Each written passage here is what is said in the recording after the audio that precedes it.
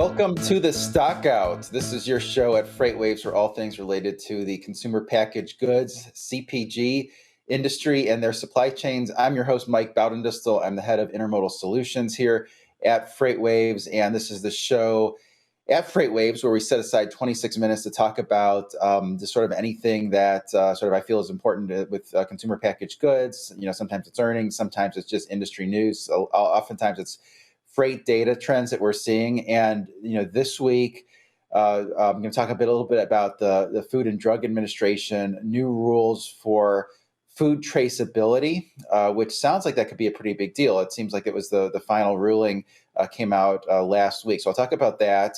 I'll talk about some of the macro highlights I think are sort of standing out as being important to the CPG industry as the consumer continues to be under pressure.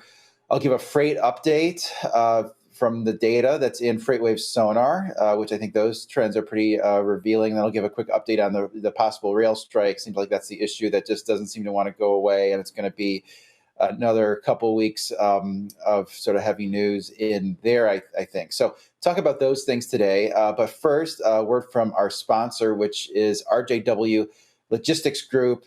RJW owns and operates every step of the middle mile. As an asset-based integrated logistics company, they offer a full suite of retail supply chain solutions under one roof, including industry-leading retail consolidation that consistently delivers over 98% on time and in full, month after month to many retailers. RJW's programs offer global suppliers control and transparency, helping them improve in-stocks, achieve retailer compliance, grow market share, and increase sales. Visit rjwgroup.com to optimize your supply chain today. So big thanks to RJW Logistics Group. Did have them on a couple of the Stockout shows in the last 2 months. So I invite you to go back and check those out. Talked about things like how to be on time and in full with all your items, having that retail compliance. Those things are really important to those at CPG companies running their supply chains to avoid those fees from retailers. So with that, I'll get into the first topic today, which is the food industry associations are wary of FDA's new rule, having record-keeping, information that's more strict. So what happened last week is the Food and Drug Administration on Wednesday issued its final rule on the requirements for additional traceability records for certain foods. So it's this 597-page rule. There's an absolute ton of material on the FDA website. I guess this has been in the process for some time with public hearings, like you typically would have before issuing a final rule. And this rule goes into effect on January 20th of 2026. So they do have about 3 years, the food industry, the grocery industry does to comply, with this. And so what these rules are designed to do is they're designed to provide additional traceability of what they call high risk foods through additional record-keeping requirements from companies who manufacture, process, pack, or hold foods at the FDA. That is included in this certain list. And then there's these key data elements that are going to be required for certain critical tracking events within the food supply chain. So, basically in a supply chain, you have the handing off from one ingredient to another. One type of food product goes from one company to another. There needs to be a record of that.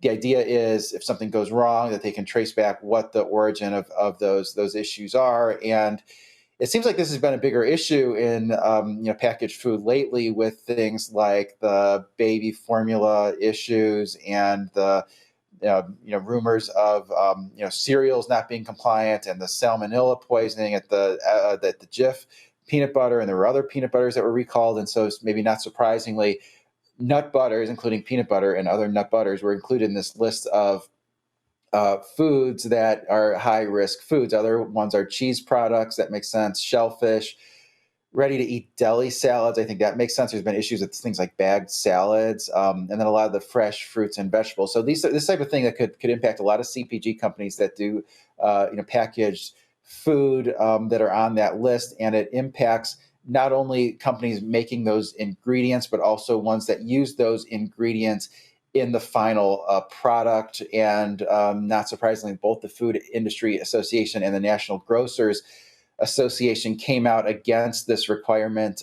Certainly, that's something that would add costs. The National Grocers Association says this would disproportionately hurt small grocers. And then there's this quote from the Food Industry Association says it's already clear that implementation of requirements in this rule will demand tremendous investment of time and resources across the entire food industry. And it looks like this rule will significantly exceeds the statutory authority, both written and intended by Congress. They're talking about the Food and Drug Administration's authority. That was a quote from the Food Industry Association Chief of Public Policy Officer Jennifer Hatcher. So food industry is against it, but something that I think CPG companies are going to have to deal with, nevertheless. From here, I'll go to just a little bit of a macro update. I have a couple of charts here that I think are relevant for the CPG industry. So I'll start with this CPI chart. And so here what I'm doing is in white line, CPI, we all know what that is, Consumer Price Index, basket of goods that the average person buys as if there's an average person. And then in green have the Producer Price Index. And so those are for all commodities. And those are sort of a shorthand for the costs that manufacturers would pay. And so those two lines, starting beginning of last year and throughout 2021 and the first half of 2022, the spread between those lines really narrowed. And so it was basically the manufacturers, their costs increased at a faster rate than they could pass those costs on to consumers in the form of higher price increases. When commodity prices increase, the PPI moves faster upward than the CPI does. And then when commodities kind of roll over, the PPI gets more of a break sooner than the CPI does. And so now we're maybe to the point where the Producer Price Index is coming down. It looks like it's come down since the middle of last year.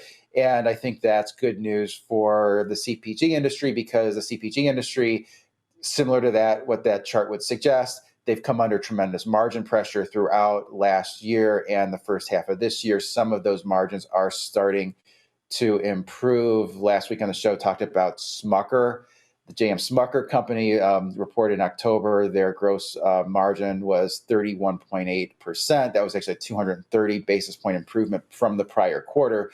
So that seems to have maybe turned a corner. And I think it's something that's maybe going to be true of a lot of different CPG companies when they report earnings in their upcoming quarter as well. So Smucker talked about having a 17% average price increase sort of across the board, and their costs are rising sort of mid to high teens, which is kind of in line. I think more of the CPG companies have been trying to get their margin dollars back on sort of a dollar basis, not necessarily a percent basis.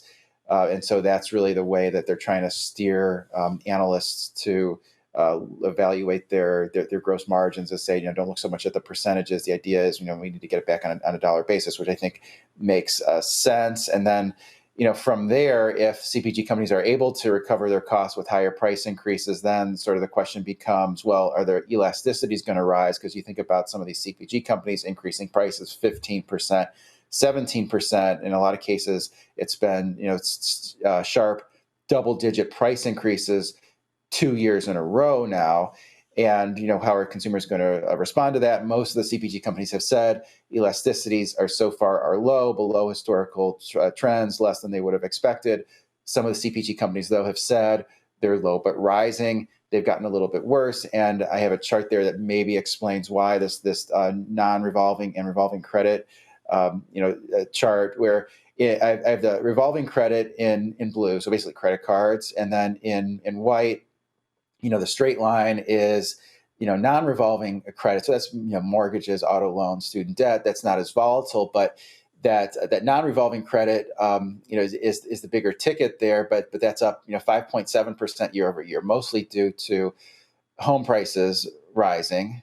And then the revolving credit is maybe the thing that's more concerning, which is not only well above pre-pandemic levels, it's up 15% year over year. So the average consumer holding a larger, credit card balance. And the good news is there haven't been many delinquencies, and I think part of that's just because the labor market is still strong. Everyone wants a job, has a job, and really sort of the big difference between now and sort of the previous sort of recession was that people got mortgages, but they weren't getting mortgages who shouldn't be getting mortgages. Wasn't the same sort of subprime issue. But when you look at a chart like that and you think, well, gee, month after month, credit card balances, rising, and the other thing that goes into that is savings rates are very low.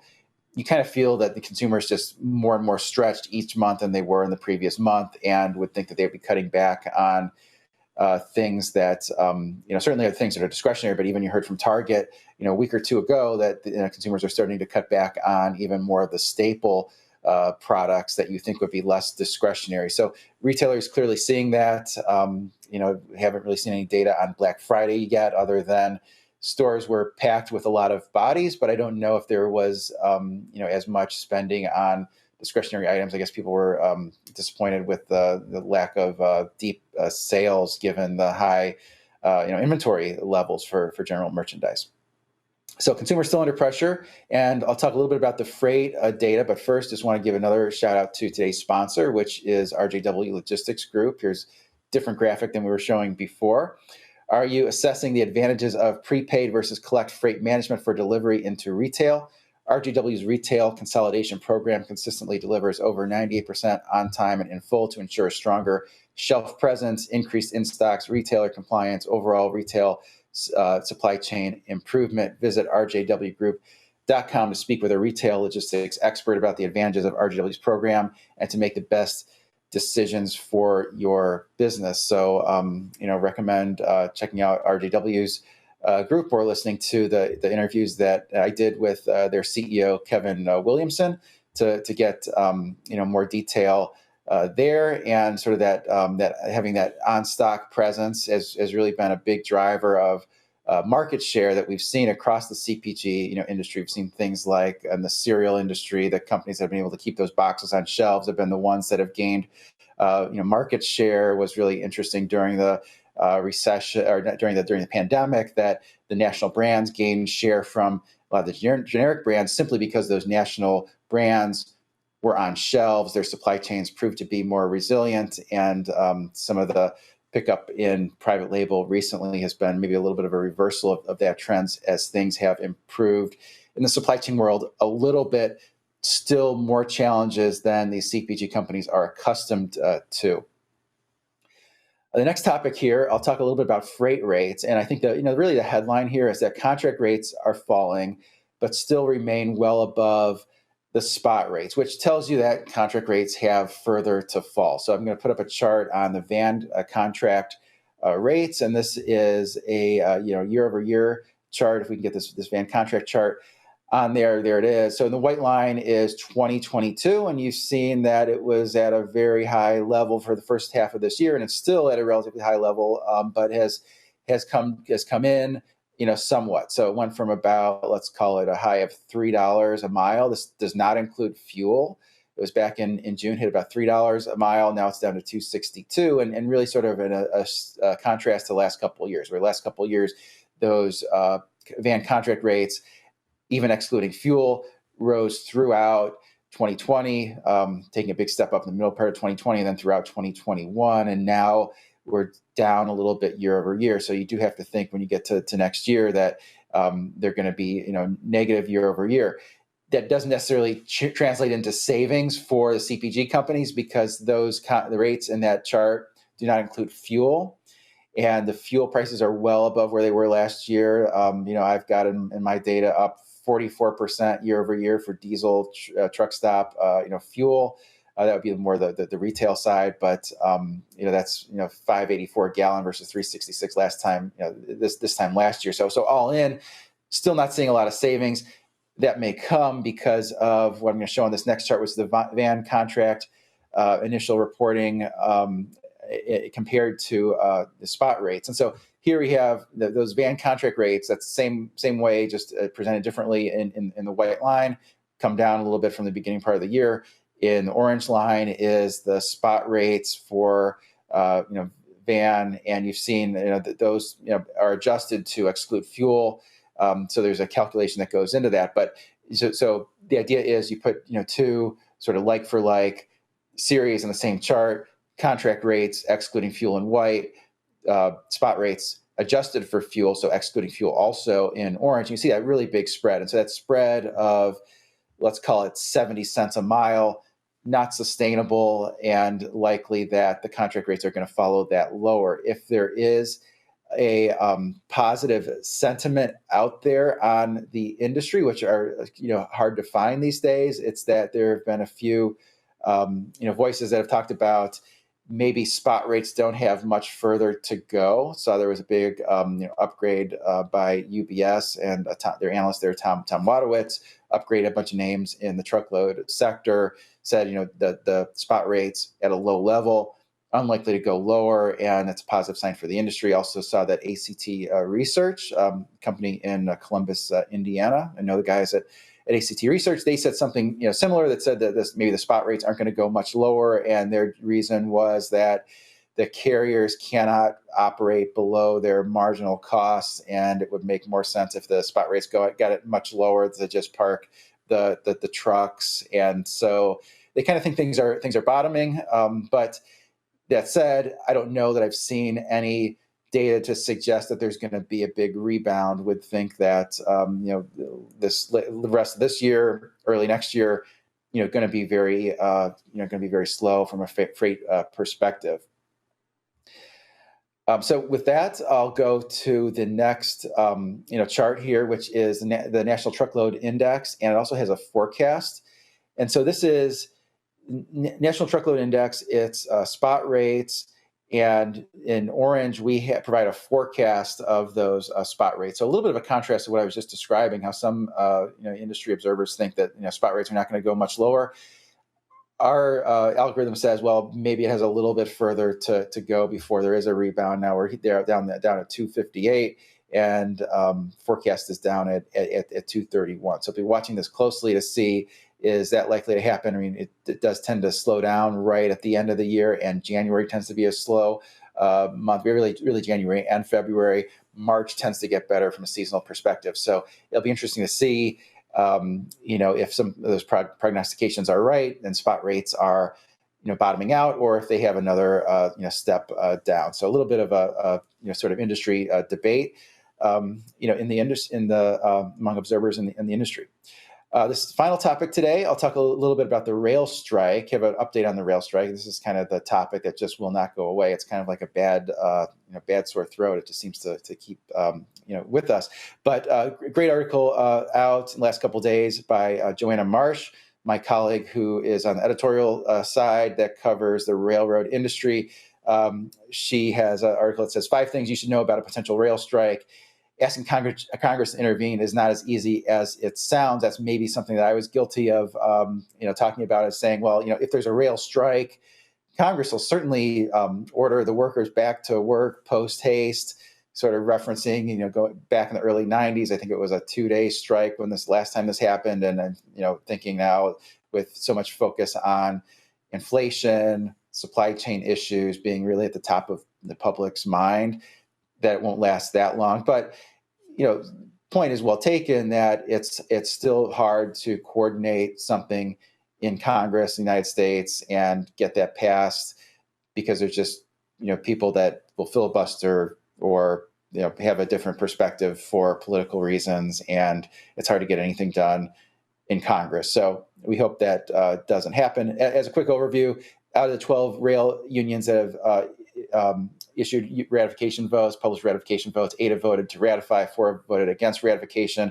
Last week was a big one. The 2 big unions voted and announced the results of their votes a week ago today, and it was the Brotherhood of Locomotive Engineers and Trainmen narrowly voted to accept, and then the Smart TD union, which used to be the UTU, those represent the conductors, that's the largest single rail union, they voted narrowly to reject. We did have the president of that union on, Jeremy Ferguson, on FreightWaves Now, last week to discuss. Had a lot of other good content on FreightWaves Now related to the labor issues, including independent industry analyst Tony Hatch, Harris Ligon, who has founded a startup called Telegraph, follows the rail industry very closely. So we're going to have a lot more on that soon. And really sort of where the things stand today is that these unions have until the end of the recent cooling off period, which would be the end of the day, so midnight on December 8th. And so a strike is possible December 9th. If one of those four outstanding unions decided to strike, if they did, the other unions would not come to work, sort of out of solidarity. They've already made that pledge. And, some of the recent discourse that's happened in the last couple of days, AAR highlighting the rail workers' compensation is well above other industry workers, sort of, well into the six figures, which, don't think that was really a point of, contention. I think the rail workers work harder than most people, and I think they get paid more than most people. So at least directionally, that makes sense. Really, sort of the sticking point has been on things like the sick days issue, which, that's something that has changed. But now that there is like kind of a point system, so everyone doesn't call in sick for Super Bowl, Sunday. And railroads make the argument that the unions have conceded certain things on sick days in order to have that higher pay level, where basically a lot of the union workers, that if they take a small number of days, few days off, they don't get paid for those days. But if they have a greater sickness, they have to stay home for 2-3 weeks. They get paid. They do get paid for those longer extended breaks. And so that not getting paid for the short-term absences, one of the things they conceded in order to get the higher pay scales over the years. And so that's one of the argument that the railroads make. Would also expect that there's a lot of just news coming out on FreightWaves about this. We've had some people on saying, well, why don't the railroads just give the workers the sick days? Well, I think they're trying to figure something out to make it so the railroads can run 24/7, 365, and also the rail workers can take time off, when they need it, not feel like the attendance policies are draconian. But, we hope that something can be worked out there. I am on one of the Slack channels that the editorial writers talk about what they're writing on, certain issues. And I think there's going to be a lot of good content on freightwaves.com related to the rail strike in the coming days. One of the writers was talking to a number of sort of union members and sort of why they voted yes or why they voted no. That'll be interesting. I think another angle might be sort of how the Precision Scheduled Railroading and Hunter Harrison, who was the CEO of a number of railroads, CN, CSX, and CP over the years, and Illinois Central before that, how his Precision Scheduled Railroading ultimately got us to this point today. So another angle might be how this impacts certain shippers. Another angle is how this impacts the truckload industry. There is a quote that I've got for you from the Consumer Brands Association, which is an industry association that represents the CPG industry. So something very relevant to this show. And Tom Madrecki, who I've had on the show, he says that a rail strike would effectively bring hundreds of America's largest food, beverage, household, and personal care manufacturing operations to a halt in a matter of days as inputs and ingredients run out. On-shelf availability and accessibility will quickly drop, compounding by an almost inevitable panic buying. That's what we don't want. We had enough of that in March of 2020. This is my last chart today, and this is the one that I've been talking a lot about, and it really hits directly of what happens in just the threat of a rail strike. And so you sort of go back in September as that cooling off period was about to end. We did get within about 2 days in mid-September of a possible legal rail strike, one that would have been lawful. And there you see that drop off, right where I have that call out where it did drop about 13% from the part right after Labor Day. Now, those are using a 7-day moving average.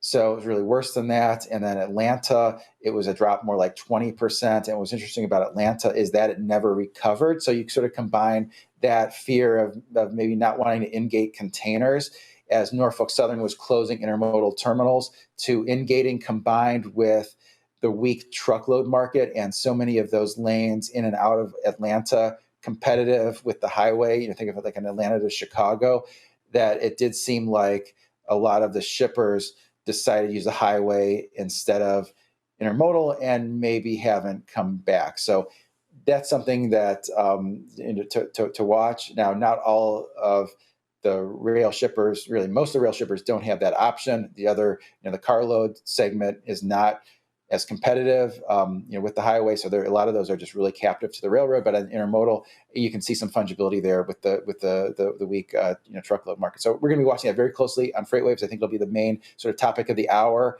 for the next, let's call it 2 or 3 weeks. Hopefully not much longer than that. But that's really what I want to go over today. And if you haven't sign up for my newsletter, please go to www.freightwaves.com/the stock out and go ahead and do that. If anyone needs anything from me, you can email me at mbowdendistel@freightwaves.com. Hope everyone has a great day.